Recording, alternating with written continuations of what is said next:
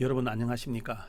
저는 전주대학교에서 문화인류학을 가르치고 있는 김창민 교수라고 합니다. 오늘은 여러분과 같이 나가사키의 천주교에 대한 이야기를 한번 좀 나누어 봤으면 좋겠습니다. 여러분 중에 일본의 나가사키를 한번 방문해 보신 분들도 계실 것이라고 생각합니다만, 이 나가사키라고 하는 도시는 일본에서 상당히 의미가 있는, 상당히 중요한 그런 지역 또는 도시라고 할 수 있습니다. 우리나라에서 가장 가까운 일본이고요. 또 일본 역사에서도 그 위치가 결코 만만하지 않는 그런 도시라고 할 수 있습니다. 그러면 이제 본격적으로 나가사키에 대한 이야기를 한번 해보도록 하겠습니다. 먼저 나가사키의 위치에 대해서 한번 좀 말씀을 드려보겠습니다. 우리가 나가사키를 가려고 하면 우선 이제 후쿠오카를 가서 후쿠오카에서 다시 나가사키로 이동을 해야 되는 불편함은 있습니다. 그런데 이 나가사키가 첫째는 일본에서는 가장 서쪽 지역입니다. 이 큐슈에서도 가장 서쪽에 있어서 여기가 나가사키 시이지만 여기 5도 열도까지 생각을 해보면 일본에서 가장 서쪽 지역에 해당되는 것이고, 또 우리가 잘 아는 대마도 쓰시마가 나가사키 현에 속해져 있습니다. 이 쓰시마가 나가사키니까 우리나라에서는 나가사키가 지리적으로 가장 가까운 일본이다, 그렇게 볼 수도 있을 것 같습니다. 가장 서쪽에 있는 지역이다가 보니까 이 나가사키는 아주 옛날부터 외부 사회와의 접촉점으로 많이 이용되어 온 곳이기도 합니다. 예, 그런 면에서 이 나가사키에 대한 이야기들을 좀 더 한번 진행시켜 보면요. 첫째는 이 나가사키는 개방의 상징입니다. 일본의 에도 막부 시절에는 철저하게 쇄국 정책을 펼쳤습니다. 외부 사회와의 관계를 단절시키고 일본 자체적으로 모든 일들을 해왔던 것이죠. 그런데 그런 에도 시대에도 이 나가사키는 에도 막부가 공인한 국제 무역항이었습니다. 그래서 유럽, 특히 네덜란드와 그 교류가 가장 많았습니다. 우리도 잘 알고 있는 그 하멜 표류기라고 하는 것을 쓴 하멜이라고 하는 사람이 있지 않습니까? 이 하멜이 일본에 오다가 표류해서 이제 제주도에 도착을 했고, 그 하멜이 제주도에 도착하니까 이게 임금이 그 하멜을 보고 싶어 가지고 하멜을 한양으로 압송해라, 이렇게 해서 이제 하멜이 한양까지 압송되어 가서 한양에서는 이제 시위대, 또 임금을 지키는 시위 무관으로 또 일정 부분 생활을 하다가 이게 또 탈출하려고 해서 붙잡혀 가지고 하멜이 곤장을 맞기도 하고, 결국 그 이제 탈출에 성공해서 네덜란드로 돌아가서 쓴 게 그게 하멜 표류기라고 하는 책인데요. 하멜이 처음에 오고 싶었던 곳이 바로 이 나가사키였습니다. 그래서 하멜이 한양에서 탈출을 해서 간 곳도 나가사키였고, 그 나가사키에서 자기 고향인 네덜란드로 돌아갈 수 있었던 것이죠. 아무튼 쇄국 정책을 폈던 에도 시대에도 이 나가사키만은 대외 개방 항구로 사용되어질 정도로 나가사키는 개방의 상징이었습니다.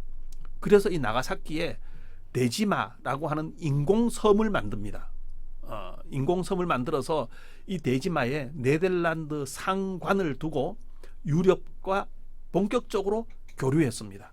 그래서 네덜란드 상인들이 이 데지마에 와서 네덜란드에서 가져온 물건을 일본에 팔고, 일본 물건을 다시 사서 네덜란드에 가지고 가서 팔고, 이렇게 네덜란드 상인들이 와서 집단적으로 거주했던 곳이 나가사키의 데지마라고 하는 섬입니다. 네덜란드 사람들이 나가사키에서 왕래하면서 유럽 문물들을 알려주니까 일본 전역에서 네덜란드에 대한 관심이 증가했습니다. 말은 네덜란드지만 유럽에 대한 관심들이 많아졌던 것이죠. 그래서 그 네덜란드를 연구하는 학문이 발달했는데 그 학문을 난학이라고 합니다. 여기서 이 난이라고 하는 것은 네덜란드를 의미하는 말입니다.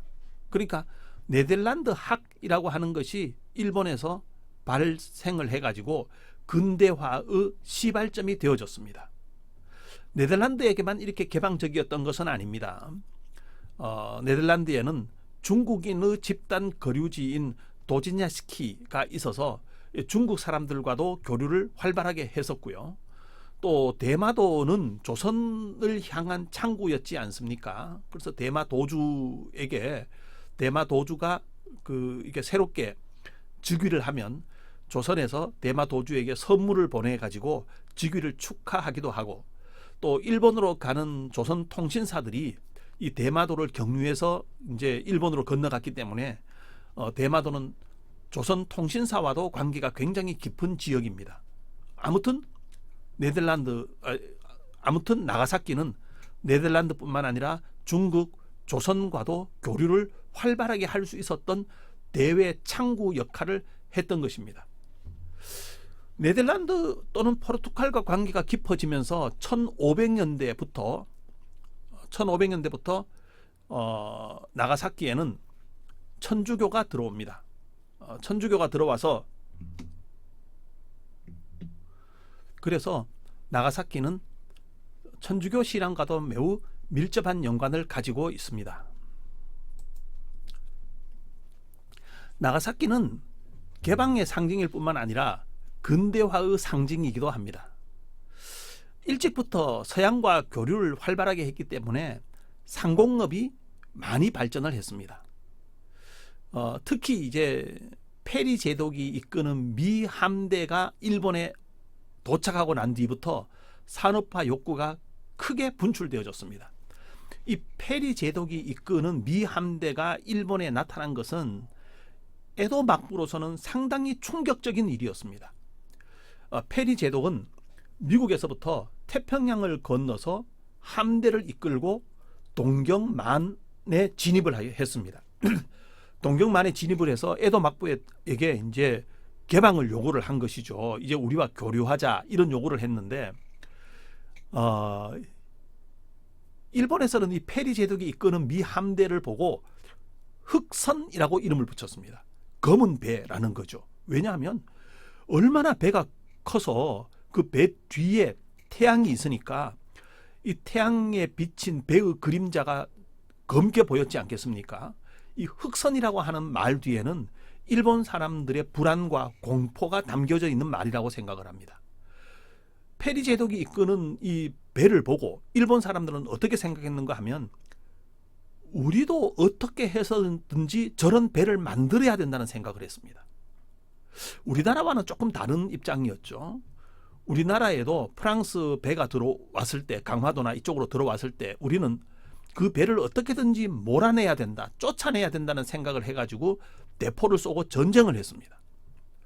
근데 일본은 미국이 이끄는 페리 제독이 이끄는 배가 들어오자 우리도 어떻게 하면 저런 배를 만들 수 있을까, 그런 생각을 해서 미국과 서양에 대한 관심들이 더 많아지게 되고 그런 배를 만들기 위해서 산업을 일으켜야 된다, 이런 생각을 했던 것이죠. 그래서 나가사키에 제철소를 설립을 합니다. 일본 최초의 제철소가 나가사키에 만들어졌습니다. 제철소를 만들어서 철을 생산하니까 이제부터 철을 이용한 여러 가지 제품들을 만들 수 있게 되어졌고, 이것이 일본 산업화의 기초가 되어졌던 것입니다. 그리고 이때 마침 네덜란드를 통해서 스코틀랜드 출신의 토마스 글로버라고 하는 사람이 나가사키에 오게 됩니다. 아주 젊은 사람이었어요. 이 토마스 글로버는 영국이 가지고 있었던 최신 기술들을 이 나가사키에 이전하기 시작을 했습니다. 여러분들이 잘 아시는 것처럼 영국은 세계 최초로 산업화에 성공했던 나라였지 않습니까? 전기를 이용해서 전기 기관차를 만들고 전기를 이용한 배도 만들고 전기를 이용한 공장도 만들고, 이렇게 하면서 그 이전까지 전기가 없었을 때 동물이나 사람의 체력을 이용해 가지고 뭔가 일을 하다가 이제 전기가 발명되어지면서 전기를 이용한 기계화된 여러 가지 물건들을 만들 수 있게 됐고, 이것이 산업화의 기초가 되어졌잖아요. 그래서 이 토마스 글로버가 영국의 어떤 이 전기 배를 만드는 기술, 전기 철도를 만드는 기술, 뭐 여러 가지 기술들을 나가사키에 이전을 하니까 나가사키에서도 배를 만드는 조선소가 만들어지기 시작을 했습니다.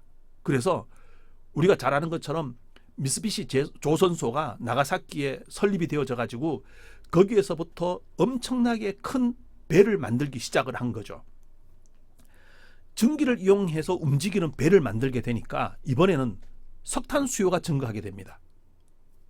석탄을 떼야 전기를 돌릴 수 있잖아요. 그래서 일본에서는 석탄 채굴을 위한 탄광 개발이 굉장히 활발하게 일어나기 시작을 했습니다. 우리가 영화로도 제작을 했고 우리 민족에게는 큰 아픔이 되어졌던 군함도 같은 곳이 사실은 이 탄광입니다.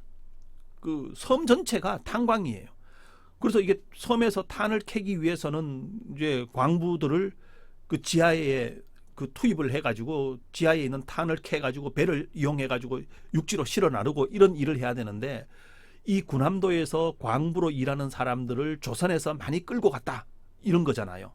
그런데 일본 사람들의 입장에서는 조선에서 그 사람들을 끌고 왔다라는 생각보다는 이 탄광을 개발하고 그 탄광을 이용해 가지고 전기 기선을 움직이고 또 전기 기선을 만들기 위해서 조선소를 만들고 이런 산업화가 이 나가사키에서 일어났다는데 더 큰 초점을 두고 있는 것 같습니다. 그러니까 이 군함도를 바라보는 시각이 우리와 일본은 상당한 차이를 가지고 있다 이렇게 볼 수 있죠. 아무튼 나가사키는 탄광 개발에서부터 출발해서 철강 산업, 조선 산업으로 이어지는 산업 기지로 발전하게 됩니다. 그러니까 나가사키는 개방의 상징이기도 하지만 근대화의 상징이기도 하다 이런 말씀을 우선 좀 드릴 수 있을 것 같습니다. 그런데 이 나가사키에 앞에서 말씀드렸던 것처럼 네덜란드나 폴란드로부터 선교사들이 들어와서 천주교가 전래되어지는데 이 천주교가 참 좀 표현이 뭐합니다만 그 에도 막부 입장에서 봤을 때는 이게 참 난감한 요소가 되는 거죠.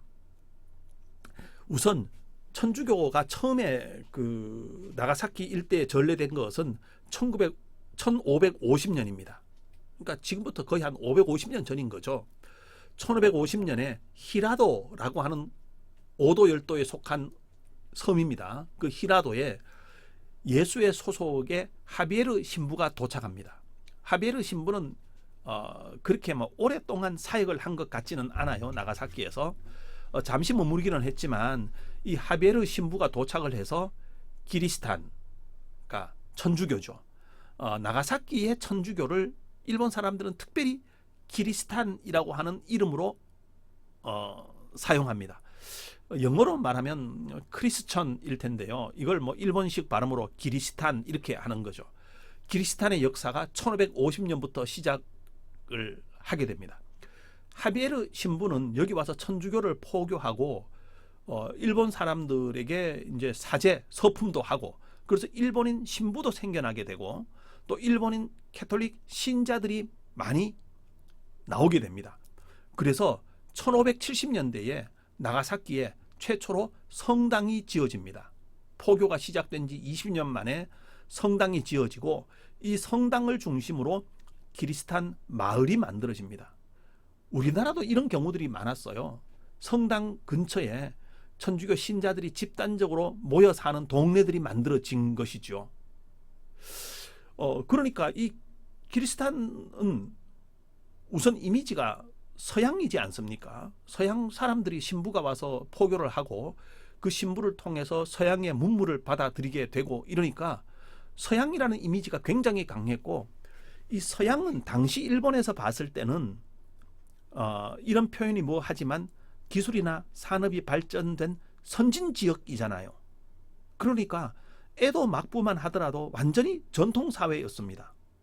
거기서는 그냥 칼싸움 하던 곳이었는데 이 서양 사람들이 들어오면서 총을 소개를 해주는 거죠. 총. 그러니까 총하고 칼하고 싸우면 누가 이기겠습니까? 그래서 당시 에도 막부 시절에는 에도에 쇼군이 있고 전국에 번에는 다이묘들이 있었습니다. 그러니까 다이묘는 영주이죠. 그런데 영주들 사이에 경쟁이 필요하잖아요. 옆에 영주와 싸움에서 이겨야 되고 자기 영토를 확장해야 되고 이러니까 어떻게든지 선진 문물을 받아들이려고 애쓰지 않았겠습니까? 그래서 이 큐슈에 있는 나가사키 인근에 있었던 다이묘들이 천주교로 개종하는 사람들이 굉장히 많아졌습니다. 천주교로 개종을 해가지고 서구의 문물을 받아들여서 선진 기술을 가지고 무장을 하니까 에도 막부 입장에서 봤을 때는 달갑지 않은 거죠. 이 다이묘들이, 자기보다 아래 계급인 다이묘들이 무장을 하는데 쇼군보다 더 강력한 무력을 가지게 된다. 이건 에도 막부에 있는 쇼군 입장에서 봤을 때도 결코 좋은 일이 아니죠. 그래서 키리스탄 다이묘들이 증가하니까 1587년에 그리스도교 금교령을 선포합니다. 이제 절대로 일본에서는 천주교를 믿어서는 안 돼. 그리고 선교사들을 전부 추방을 합니다. 선교사가 추방되고 그리스도교가 이제 금지되어졌지만 여전히 일본에는 천주교 신자들이 많이 남아 있었습니다. 일본인 신부들도 있었고요. 그러다가 1592년 임진왜란이 일어납니다. 임진왜란이 일어날 때 토요토미 히데요시가 조선으로 출병을 명령을 한 사람들이 누구냐 하면 대부분 큐슈 지역에 있었던 다이묘들이었습니다. 일본 본토 다이묘들이 온 게 아니에요. 큐슈에 있었던 다이묘들에게 보냈습니다. 그러니까 구로다 나가사마는 후쿠오카 지역에 있었던 다이묘였고, 코니시 유키나가는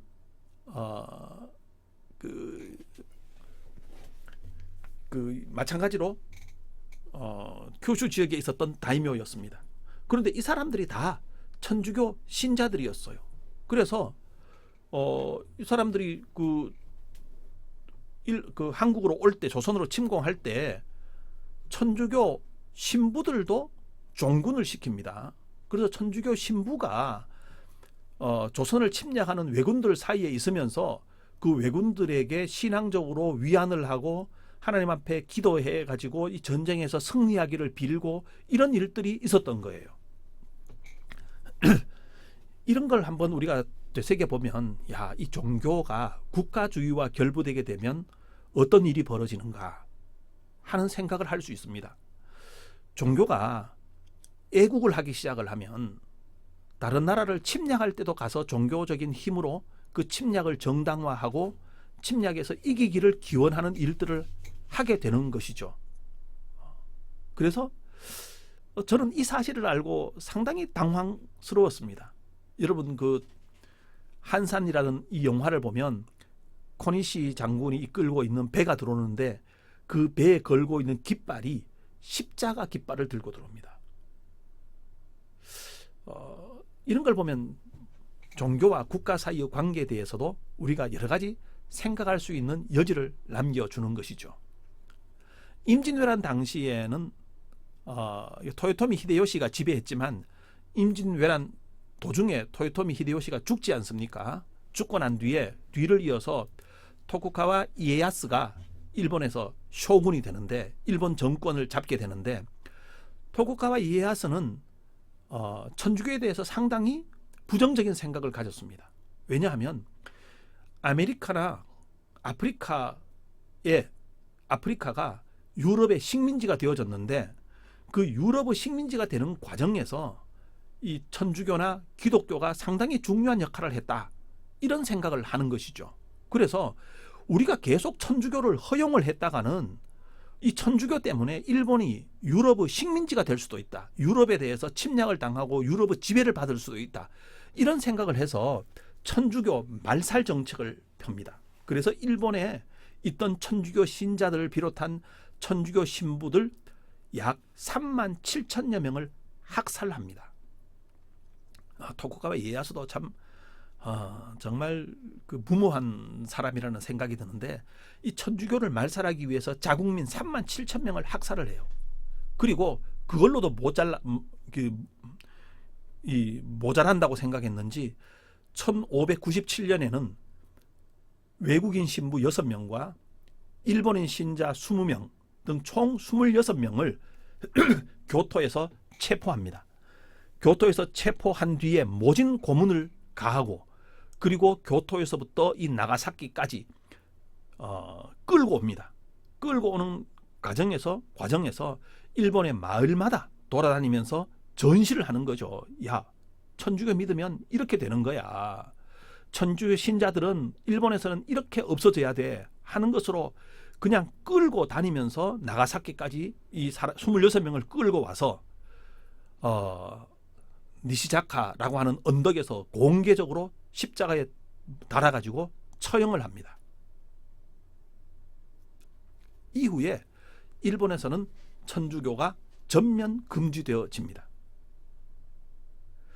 니시자카 언덕에는 지금도 이때 숨진 순교 한 26명을 기리기 위한 순교 기념관이 세워져 있습니다. 그리고 당연히 이 26명은 나중에 로마 교황청으로부터 성인으로 이제 추대가 되는 거죠. 일본이 2차 세계대전 패망 이후에 유럽과 패망 이전에도 그 메이지 유신 이후에 일본이 메이지 유신 이후에 유럽과 교류하기를 다시 시작하면서 나가사키에 다시 성당이 만들어지는데 그 성당도 이 26명의 성자를 위한 성당이 만들어집니다. 그래서 1600년대 이후에는 일본에서는 천주교가 마치 없는 것처럼 생각되어졌어요. 전부 탄압당하고 전부 학살당하고 전부 고문당했으니까 없어졌다고 생각을 했습니다. 그런데 1637년에 놀라운 일이 벌어집니다. 나가사키 가까이에 있는 시마바라 반도에서 천주교도들의 저항이 시작됩니다. 이 천주교도들이 천주교 탄압에 대해서 저항을 해가지고 일본 막부와 전쟁을 벌이는 것이죠. 그래서 이 시마바라 반도에서 4개월간 전투가 일어나고 결국 천주교도 4만 명이 몰살당합니다.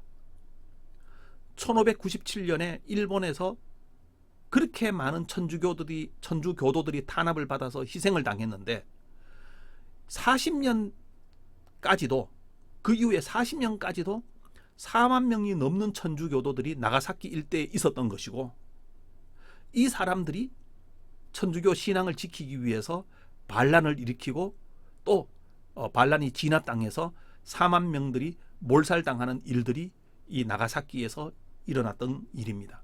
그러니까 나가사키는 앞에서 말씀드렸던 것처럼 개방의 상징이고 근대화의 상징일 뿐만 아니라 천주교 탄압의 상징이기도 하다. 그렇게 나가사키에 대해서 말씀을 드릴 수 있을 것 같습니다.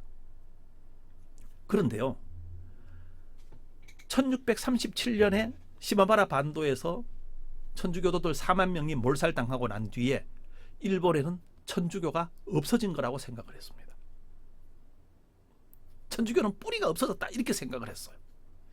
그런데 카쿠레 키리스탄이라고 하는 것이 발견되어집니다. 이게 뭐냐면요, 메이지 유신을 하고 난 뒤에 일본은 서양과 본격적으로 교류하기 시작하지 않습니까? 페리 제독이 이끄는 미군 함대가 들어오고 그로부터 이제 일본에서는 서양을 이걸 어떻게 할 거냐, 서양을 어떻게 할 거냐, 서양을 배척할 거냐, 서양을 벤치마킹 해야 될 거냐, 이런 고민들이 있었는데 앞에서 말씀드렸던 것처럼 막부에서는 각 번에서는 지방에 있는 번에서는 자기 번에 힘을 기르기 위해서 자기 번에 속해 있었던 젊은 똑똑한 사람들을 유럽으로 몰래 유학을 보냅니다. 막부의 허가도 없이. 또 막부에서도 일본의 미래를 위해서 유럽으로 젊은 학자들을 파송해가지고 선진지 견학을 시키고 공부를 하도록 그렇게 만듭니다. 그래서 일본의 지사들이 이런 생각을 하는 거죠. 지금의 일본으로서는 서양과 경쟁할 수가 없다. 에도 막부 시절, 아니 쇼군이 전국을 지배하고 이게 봉건 제도처럼 쇼군 밑에 다이묘들이 있고 다이묘 밑에 사무라이들이 있고 이런 신분 체제로 만들어진 아주 그 전근대적인 일본으로는 이미 산업혁명을 일으켜서 산업화를 하고 근대화가 일어난 서양과 경쟁하는 게 불가능하다. 우리도 근대 국가를 만들어야 된다. 그런 생각을 하는 사람들이 많았고, 그 근대 국가를 만들기 위해서 일어난 움직임이 메이지 유신이라고 하는 거잖아요. 그래서 그 메이지 유신도 과정은 굉장히 복잡하지만 한마디로 말하면 에도 막부를 근대 국가로 전환하자, 이런 이야기입니다. 근대 국가로 전환하자. 그래서 그 근대 국가로 만들기 위해서는 이미 근대화가 일어난 서양을 배워야 된다.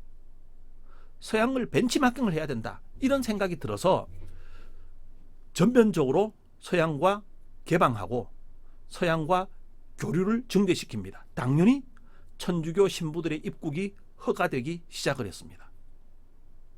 1865년에 서양에서 들어온 신부들이 나가사키에 오우라 천주교회를 건축을 합니다.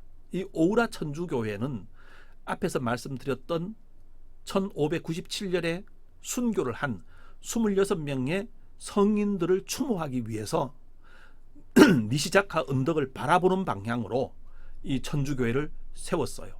이 천주교회를 세우니까 이제부터 미사가 집전되고 서양의 신부들이 와가지고 이게 미사도 올리고 세례도 영세도 주고 신자들도 전도도 하고 뭐 이렇게 했지 않겠습니까? 그런데 어느 날 오우라 성당으로 사람들이 찾아왔어요. 사람들이 찾아와가지고 뭐라고 하는가 하면, 야, 우리가 뭘 믿고 있는데, 우리도 뭔가 종교를 가지고 있는데, 우리가 가지고 있는 이 종교가 오우라 성당에서 믿고 있는, 당신들이 믿고 있는 그 신앙과 같은 건지 다른 건지 좀 판단해 달라, 이런 요구를 한 거예요. 오우라 성당에 와 있는 신부들이 얼마나 좀 황당했겠습니까? 자기들이 믿고 있는 게 있는데 그게 자기들은 뭔지 잘 모르겠는데 이게 당신들이 믿고 있는 천주교하고 우리가 믿고 있는 것하고 같은 거냐 다른 거냐를 한번 좀 확인을 해달라는 거예요. 그래서 뭘 믿냐 했더니 하나님 믿는데요. 뭘 믿냐? 예수님 믿는데요. 뭘 믿냐? 마리아 믿는데요. 뭘 놓고 기도하냐? 십자가 놓고 기도한대요. 아니, 1637년에 시마바라 반도에서 천주교가 몰살당하고 난 뒤에 200년 이상 일본 땅에는 천주교 씨가 말랐잖아요. 신부도 아무도 없었잖아요. 성당도 하나도 없었잖아요. 천주교 씨가 말랐는데 230년이 지나고 난 뒤에 이 사람들이 나타나가지고 우리 천주교 신자다, 지금 이러는 거잖아요. 결국 그 사람들은 시마바라 반도의 마지막 저항, 1597년에 있었던 26명의 순교자들, 그 이후에 250년간을 신부도 없이 사제도 없이 성당도 없이 성경도 하나 없이 천주교 신앙을 250년간 지켜온 사람들이었던 거예요. 야, 이 한 사람이 죽을 때까지 자기 신앙을 버리지 않는다, 뭐 그건 이해될 수 있어요. 그런데 죽기 전에 자기 신앙을 다른 사람들에게 전도해서 물려주고, 그 물려받은 사람이 죽을 때까지 신앙을 유지하고 또 살아있을 동안에 다음 사람들에게 그 신앙을 물려주고 그 신앙을 버리지 않고 또 지키고 있고, 이걸 250년간 해왔다는 거예요. 로마 교황청이 깜짝 놀랐습니다. 그래서 로마 교황청에는 이걸 뭐라고 말하는가 하면 신자 발견이라고 그래요. 숨겨져 있었던 신자 발견. 신부가 가서 전도한 게 아니고 선교한 게 아니고 자기들이 가지고 있었던 신앙을 250년간 그 신앙을 버리지 않고 숨어서 지켜왔던 크리스찬을 발견했다. 거의 기적적인 일입니다. 이런 일들이 벌어졌던 거예요. 이걸 일본에서는 카쿠레 키리스탄, 숨겨져 있는 키리스탄, 이렇게 이름하고 있습니다. 어떻게 250년간 신부도 없이 이 신앙을 이 사람들이 지킬 수 있었을까요? 1500년대, 1600년대 천주교에 대한 대탄압 이후에 카톨릭 신자들은 나가사키에 살지 않고 나가사키 외부로 나갑니다. 외곽으로 나갑니다. 특히 어디 갔냐? 오도 열도 지방으로 갔습니다. 섬으로 간 거예요. 섬에 가면 중앙 권력이 영향력을 미치기가 어렵겠죠. 또 나가사키에 있는 변두리 해변 마을로 숨어 들어갔습니다. 해변 마을에 가서 동네에 들어가서 동네 사람들과 어울려져서 살고 있으니까 이게 이제 누가 크리스찬인지 찾기가 어려운 거예요. 오도 열도나 해변 마을에 숨어 들어간 이 가톨릭 신자들은 자신들의 종교를 버리지 않고 종교 생활을 계속해 왔습니다. 어떻게 했냐? 일본에는 마을마다 가면 신사가 있지 않습니까? 근데 지금 일본 신사는 메이지 유신 이후에 국가 신사가 돼가지고 이 신사가 곧 일본에서 말하는 천황과 동일시 되어지는, 그래서 신사를 참배하는 것은 천황을 참배하는 것처럼 이렇게 인식되어지지만 전통적으로 이 신사는 우리나라에 있는 뭐 당인 것처럼 여러 가지 그 신들을 모시고 있는 그냥 당이었어요. 지금도 그 일본의 어떤 섬이나 이 지방에 가보면 당이 있는데 그 이 신사가 있는데 그 신사는 가면 에비수 신도 섬기고 있고 또 뭐 이런 전도 섬기고 있고 저런 신도 섬기고 있고 온갖 신들을 다 모아놓은 종교 박람회 같은 곳입니다. 신사에 가서 야 그 일본 사람들은 신사에 가서 믿는 게 뭐냐, 신앙의 대상이 누구냐 이러면 대답 잘 못해요. 우리는 기독교 신자들한테 너 뭐 믿냐 하면 신앙의 대상이 누구냐 하면 우리는 하나님이다 이러고, 불교에 가서 너네들은 신앙의 대상이 누구냐 그러면 우리는 부처님이다 이렇게 말하잖아요. 신사에 가서는 뭘 믿냐, 누구를 믿냐 그러면 답을 잘 못해요. 신사에 모셔진 신이 너무너무 많아요. 그러니까 아무나 가서 자기 믿고 싶은 거 그냥 그 신사에다 이렇게 갖다 놓고 거기서 믿고 빌고 이러는 거예요. 그리고 옆에 있는 것도 좀 이렇게 한 번씩 보기도 하고 뭐 이렇게 기도하기도 하고 이러는 거죠. 그러니까 이 천주교도들이 오도열도나 해변 마을로 간 천주교도들이 이 당에 가서 마리아 상을 거기다가 딱 올려놓는 거예요. 마리아 상을 올려놓고는 사람들이 와서 저거 뭐냐? 그러면 뭐 불상이나 아니면 뭐 나한 상이다. 뭐 이렇게 이야기를 하는 거죠. 또는 일본 사람들이 뭐 흔히 하는 얘기대로 뭐 뭔지 모르기는 하지만 내가 이제 저거 뭐 모시는 거다. 이렇게 해가지고 마리아 상을 당에다가 모셔놓고 거기 가서 마리아 상에 앞에서 기도하고 또 그 전에 배웠던 성경 말씀 암송하고 뭐 이러는 거죠. 그릇을 만들거나 물병 밑바닥 같은 데다가 십자가 문양을 이렇게 새겨 놓습니다. 아무도 모르죠. 밑바닥에 있으니까. 그런데 그 밑바닥에 새긴 사람은 알지 않겠습니까? 그런 밑바닥에 십자가를 딱 그려놓고 틈날 때마다 그릇을 눕혀놓고 십자가를 향해서 기도하고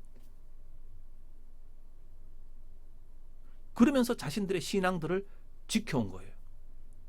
또 추방당한 신부들이 남겨준 성경 또는 십자가, 성물 이런 것들을 계속 보관해 오고 죽으면서 아들한테 물려주고, 그렇게 해서 너는 이걸 잘 믿어야 된다.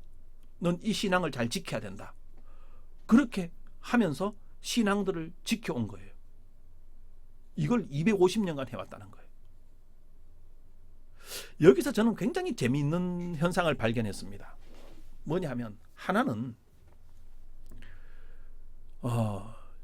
이게 토착적인 종교들, 다시 말해서 신사나 당이 캐톨릭을 배척하지 않았다는 거예요. 그 사람들이 마리아 상을 신전의 구석에다 이렇게 올려놓고 예배하고 이랬을 때 그 사람들이 눈치를 못 챘을까요? 그거 저 애동막부에 신고해가지고 이 사람들 그냥 다 탄압하고 이 사람들 다 사형시키고 그렇게 시킬 수도 있었던 거잖아요. 그런데 그 지역에 있었던 당이나 그 다음에 신사에 가는 사람들은 이 캐톨릭 신자들이 당에 와서 그런 종교 행위를 하는 것을 보고 용납했다는 거예요. 또 캐톨릭 신자들도 마찬가지죠. 여러분, 캐톨릭이라고 하는 것은 캐톨릭을 비롯한 기독교는 굉장히 중요한 종교적인 기준 중에 하나가 유일신 사상이잖아요. 그러니까 캐톨릭 입장에서도 신사나 당에 모셔져 있는 신들을 같은 신으로 인정하지 않고 배척할 수 있는 거잖아요. 그런데 이 캐톨릭은 자신들의 신앙을 지키기 위한 목적도 있었지만 이 전통적인 종교나 전통적인 신들에 대한 것을 무시하거나 차별하지 않고 자신들이 믿고 있는 것과 공존하고 융합할 수 있다는 생각을 했다는 거예요.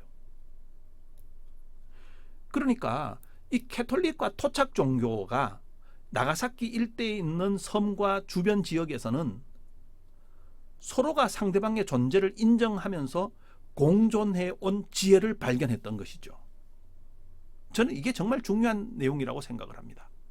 그래서 250년간 이 캐톨릭이 숨어서 자신들의 종교를 계속해서 지켜올 수 있었던 것이 아닌가, 그런 생각을 하게 되는 겁니다. 그래서 이런 현상들이 어떤 결과로 나타났냐? 이 나가사키에는 근대 문화유산들, 앞에서 말한 근대화의 어떤 상징적 도시라고 했잖아요. 지금 일본 정부는 나가사키가 근대화의 상징으로 이것이 세계문화유산에 등재되어야 된다고 생각을 합니다. 그러니까 우리나라 입장에서는 그 근대화 과정에서 희생당한 우리나라 사람들이 너무 많기 때문에 그 희생당한 사람들을 인정하지 않으면 세계문화유산에 등재되는 것에 대해서 반대한다. 우리는 지금 이제 그런 입장인 거죠. 이 근대문화유산뿐만 아니라 이 숨겨진 키리스탄, 그러니까 탄압당하고 숨겨서 신앙을 했다가 250년 만에 다시 등장한 발견된 크리스탄, 이것도 세계문화유산에 등재해야 된다고 일본 사람들은 지금 생각하고 있습니다. 그러니까 로마 교황청 입장에서 봐서도 이렇게 숨어서 신앙생활을 200년 이상 지켜온 사례는 전 세계에서 나가사키가 유일합니다. 그래서 이 나가사키는 캐톨릭 입장에서 보면, 어떤 면에서 보면 성소가 되어져 있어요. 거룩한 공간이 되어져 있습니다. 교황청은 이때 순교당한 26명을 성인으로 추정했고, 숨겨진 크리스탄의 활동 지역들은 세계문화유산으로 등재하려는 노력을 하고 있고, 아마 지금 거의 된 것 같아요. 거의 세계문화유산으로 등재되기 바로 직전 단계까지 그렇게 가 있는 것으로 알고 있습니다. 토착 종교와 캐톨릭이 서로 배척하지 않고 서로 인정하고 서로 공존함으로써 나가사키라고 하는 지역이 가지고 있는 문화적 자원들이 얼마나 풍부하게 됐는지 말할 수 없습니다. 이 숨겨진 키리스탄이 발견됨으로써 시마와라 반도에서 일어났던 천주교의 저항은 또 다른 주목을 받게 되어졌던 것이고, 오우라 성당도 전 세계적인 관심을 받게 되어졌던 것이고, 또 이 사람들이 활동했던 당이나 신사, 이런 것도 새로운 주목을 받게 되어졌고, 또 숨겨진 크리스찬들이 활동했던 그 마을에 성당들이 재건축되고 이러면서 문화적 자원들이 훨씬 더 풍부하게 되어졌던 것이죠. 그리고 그것 때문에 나가사키는 관광지로서뿐만 아니라 천주교 신자들의 순례지로서의 매력들도 훨씬 더 크게 증가되어졌다. 그래서 요즘 한국에서도 나가사키로 성지 순례 가는 사람들이 굉장히 많아졌습니다. 어떻게 보면 전통 종교와 캐톨릭은 서로 다른 종교이지만 이 서로 다르다고 하는 것을 배척하기보다 공존의 정신으로 이 다름을 수용하는 것이 나가사키가 가지고 있는 문화적 자원, 문화적 자산들을 훨씬 더 풍부하게 만들었다. 그렇게 볼 수 있는 것이죠. 나가사키라고 하면 우리가 기억하는 것 중에 하나가 그 원자폭탄 피폭 지역이지 않습니까? 전 세계에서 원자폭탄의 공격을 받은 도시가 딱 두 곳 있는데 그게 히로시마와 나가사키입니다. 지금까지 뭐 딱 두 곳 있었죠. 히로시마는 원자폭탄을 미군이 의도적으로 그 지역에 떨어뜨렸다고 합니다. 왜냐하면 히로시마는 군수 공장이 굉장히 많았어요.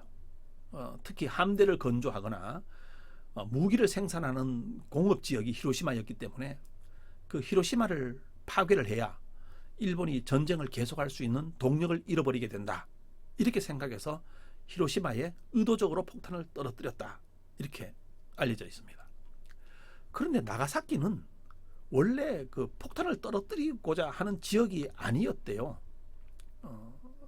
다른 지역에 폭탄을 떨어뜨리러 갔다가 마침 구름이 엄청 많이 껴서 그때만 해도 사람이 눈으로 확인하고 폭탄을 떨어뜨렸는데 그 투하 지역을 찾지 못하고 이제 비행 조종사가 다니고 있다가 보니까 구름이 살짝 걷혀진 지역을 보니까 밑에 도시가 뭐 하나 있었던 거죠. 그래서 그 폭탄을 그냥 싣고 돌아갈 수는 없고 해서 거기에 떨어뜨린 게 이게 나가사키였다. 이렇게 이제 보고 있습니다. 원자폭탄이 떨어진 나가사키에는 저는 두 가지 의미가 있다고 생각을 합니다. 하나는 앞에서 말씀드렸던 것처럼 나가사키가 근대화의 핵심 지역이었고 거기에 조선 산업이라든지 또 뭐 여러 가지 그 산업 기지들이 많이 있었잖아요. 산업화가 상당히 많이 진전된 지역이었잖아요. 그래서 그것을 파괴하려는 파괴되었다고 하는 산업의 전진 기지로서의 위상을 잃어버리게 되었다라고 하는 것이 첫 번째 의미고요. 두 번째 의미는 이 나가사키에 떨어진 원자폭탄은 성당 위에서 떨어졌습니다. 그래서 피폭 지역에 우라카미라고 하는 성당이 있었대요. 성당이 완전히 이제 뭐 기둥 하나만 남겨놓고 산산조각이 났죠. 이걸 일본 사람들은, 일본의 기독교는 이렇게 해석하더라고요. 하나님께서 일본을 심판하실 때 가장 먼저 자기 백성을 희생시켰다. 원자폭탄이 일본에 떨어졌을 때 그 피해를 가장 직접적으로 받은 게 천주교 신자였다. 이런 이야기죠. 그때 파괴된 성당은 지금 이제 장소를 옮겨서, 위치를 옮겨서 재건축되어져 있습니다. 아무튼 이제 나가사키는 우리나라 사람들에게는 원자폭탄 피폭 지역으로서 훨씬 더 많이 알려져 있는 지역이기도 합니다. 우리가 뭐 이렇게 일본에 대해서 반일 감정 또는 뭐 이런 여러 가지 뭐 우리 그 민족 정서들이 있기는 하지만 아무튼 이제 원자폭탄을 맞았다고 하는 것은 정말 비극이라고 볼 수 있는 거죠. 또 우리 인간들이 가지고 있는 여러 가지 활동 중에서 이 원자폭탄을 사용하는 일들은, 핵무기를 사용하는 일들은 더 이상 일어나서는 안 된다. 그런 생각을 하고 핵 없는 사회, 이런 것을 위해서 우리가 노력해야 되는 것이 맞다고 생각을 합니다. 아무튼 이제 나가사키가 우리나라 사람들에게는 원자폭탄과 관련된 이미지가 강하지만 일본 사람들의 입장에서 봤을 때는 나가사키는 개방의 도시, 산업화의 도시, 천주교 탄압과 천주교 부흥의 도시, 이런 이미지를 가지고 있는 곳이 나가사키다. 그렇게 볼 수 있습니다. 일본에서 나가사키에서 천주교들이 심각한 탄압을 입었지만 250년간 숨겨진 캐톨릭 신자들이 있었다라고 하는 것은 정말 그 세계적으로 놀라운 사실이고, 그 숨겨진 크리스찬들이 존재할 수 있었던 배경에는 일본의 토착 종교와 천주교 사이에 서로가 서로를 배척하지 않는 공존하려고 하는 그런 마음들이 있었기 때문에 그것이 가능하지 않았나 그런 생각을 하게 됩니다. 지금 보는 사진이 오우라 성당입니다. 상당히 높은 언덕 위에 지어져 있고요. 이 오우라 성당은 그 1597년에 희생되었던 26명의 성인들을 기념하기 위해서 세워진 성당입니다. 뭐 건물도 아름답지만 하여간 이 천주 이 오우라 성당이 가지고 있는 의미가 이렇게 이제 있다 하는 것을 좀 말씀드리고 싶고요.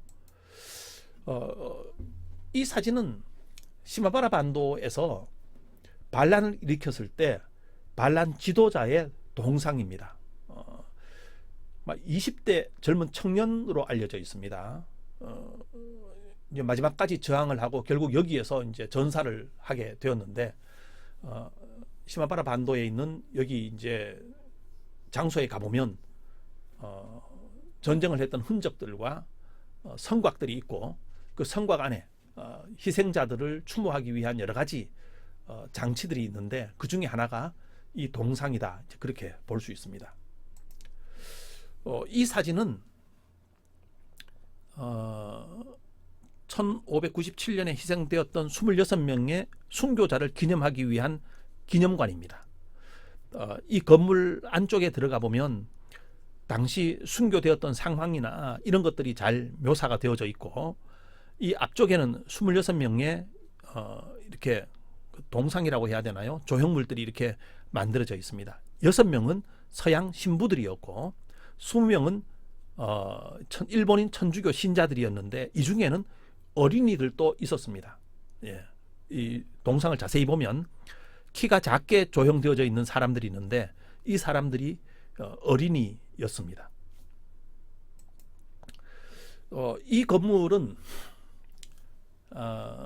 나가사키 해안 지역에 있는 성당인데 이 숨겨진 크리스찬들이 활동했던 곳에 이런 성당들을 나중에 다시 건축을 한 겁니다. 그러니까 작은 동네이기 때문에 뭐 성당을 크게 짓지는 않았던 것 같고요.